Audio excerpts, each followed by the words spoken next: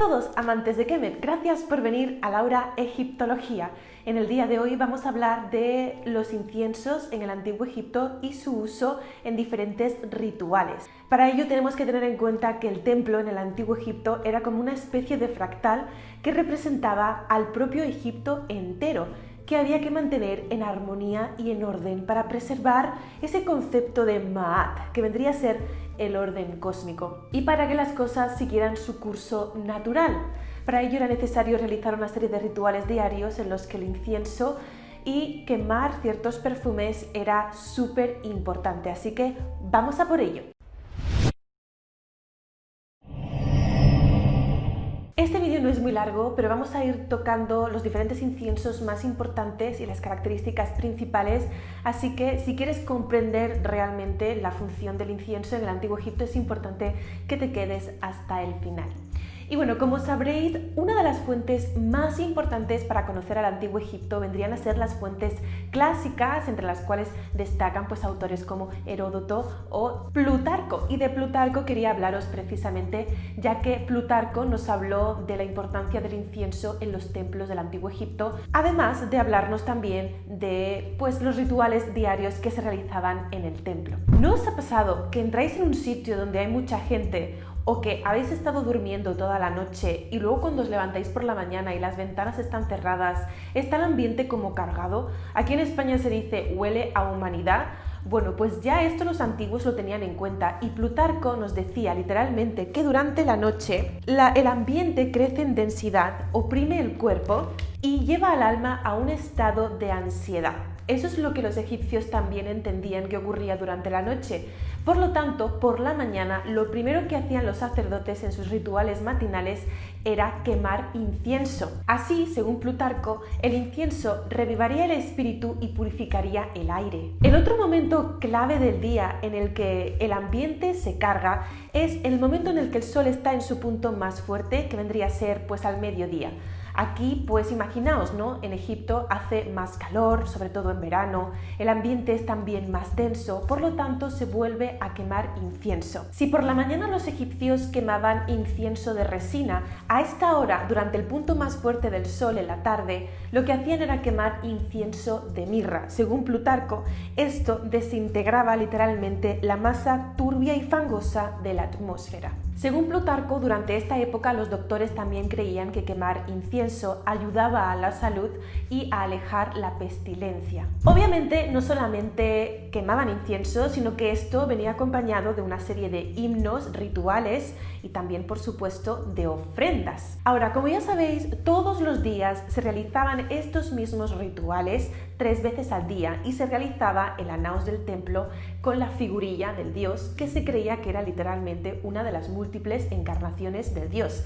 Esto está explicado muy bien en mi curso Introducción a la religión egipcia en mi página web, que os voy a dejar ahí abajo el link por si queréis echarle un vistazo. Bueno, pues en esto, cuando se sacaba la figurilla del anaos y se le realizaba toda esta serie de rituales, también se limpiaba muy bien la figurilla y se le daba ungüentos. Estos ungüentos estaban compuestos, por supuesto, por perfumes que tienen la misma función olorosa que tendría el incienso: purificar, reconstituir. Dependiendo de qué tipo de incienso fuera, tendría una función u otra. Una de las funciones que tenía, de hecho, el incienso era comunicar el sacerdote con la divinidad, al sacerdote con la divinidad, como por ejemplo, untando 2 dedos de la mano con el perfume en forma de ungüento y tocando la figurilla.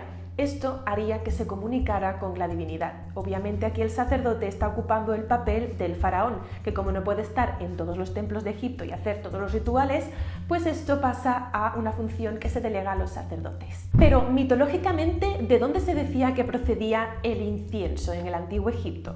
Los antiguos egipcios decían que el incienso era un regalo de los dioses que procedía de los ojos de los dioses, o también en algunas ocasiones se decía que procedía de los huesos de los dioses. Y en el caso de los ojos, específicamente se nombraba del ojo de Ra y también del ojo de Horus. Luego vamos a ver esto con un poquito más de detalle y el por qué se decía. Pero muchas de las plantas que se utilizaban para elaborar incienso se las conocía como fruto del ojo de Ra. En los textos de las pirámides, mucho antes que Plutarco, hace 5000 años, pues se hablaba también del incienso, es decir, que el incienso se utilizó en Egipto desde los momentos más antiguos de su historia. ¿Y qué se dice en los textos de las pirámides? Del que tengo un vídeo, por cierto, te voy a dejar aquí abajo el link o en las tarjetitas para que lo puedas ver. Pues en los textos de las pirámides, que están representados en pirámides desde la dinastía quinta, en la parte interior, en lo que son las paredes, pues se habla del incienso como algo que se quemaba para ayudar al alma del rey difunto a poder viajar por las estrellas con las deidades que lo acompañarían. El incienso no solamente podía ser quemado, sino que también era utilizado como ungüento y se utilizaba para las momias, por ejemplo, porque se creía que reconstituiría su cuerpo. Y esto viene de la asociación que hacían los antiguos egipcios entre el incienso y el ojo de Horus, que es algo que os había nombrado anteriormente en el vídeo, pues ahora os lo voy a explicar. ¿Por qué los egipcios relacionaban el incienso con el ojo de Horus? Muchos de vosotros ya conoceréis, me imagino, el mito por el que Horus pierde su ojo, ya que está luchando en una batalla contra su tío Set y bueno, pues pierde el ojo. Esto es algo que ya hemos comentado en el canal, así que te voy a dejar por ahí algunos audio vídeos para que puedas escuchar la historia narrada directamente por los egipcios.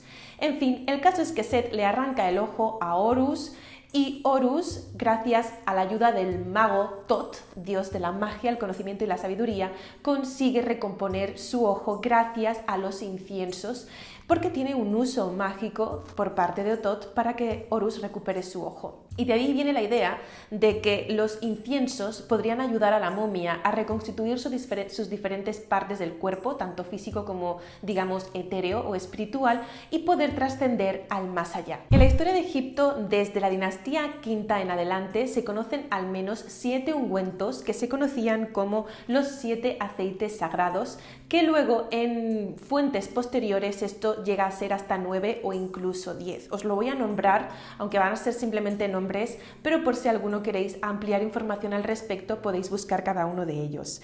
Incienso del festival Hepset, el Hekenu, el Sefet, el Nesmen, el Tua, el Haten Hash, el Haten Tejenu, el Madjet y el aceite de moringa. De todos estos vamos a hablar precisamente de 2 de ellos y vamos a hablar de sus ingredientes principales y también de su uso.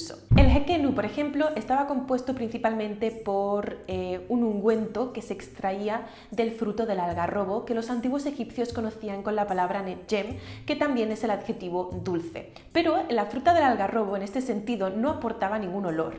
Precisamente se utilizaba, y de esto nos explica Lisa Manish en uno de los libros que os voy a recomendar al final del vídeo, que se utilizaba precisamente por sus capacidades inodoras, porque no tenía olor y entonces absorbía muy bien el olor del resto de los ingredientes.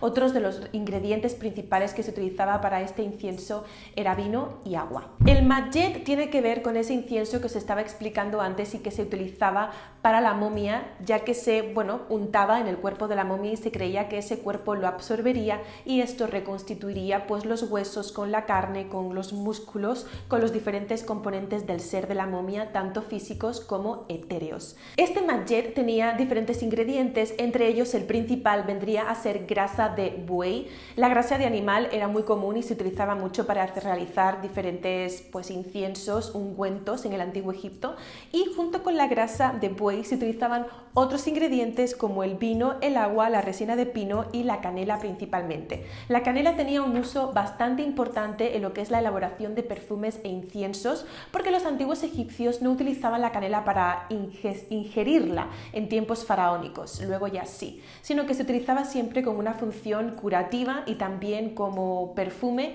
pero siempre atópica, se dice, ¿no? Es decir, no te lo podías tomar sino en la piel. Pero el madjet no solamente se utilizaba en los rituales funerarios como hemos visto, sino que también se utilizaba en el templo. Recordad que la momia es solamente una de las múltiples encarnaciones o manifestaciones físicas de una entidad, ya fuera una persona o ya fuera una divinidad. Otras encarnaciones en el terreno físico, por así decirlo, vendría a ser una representación iconográfica en un relieve o en una estatua.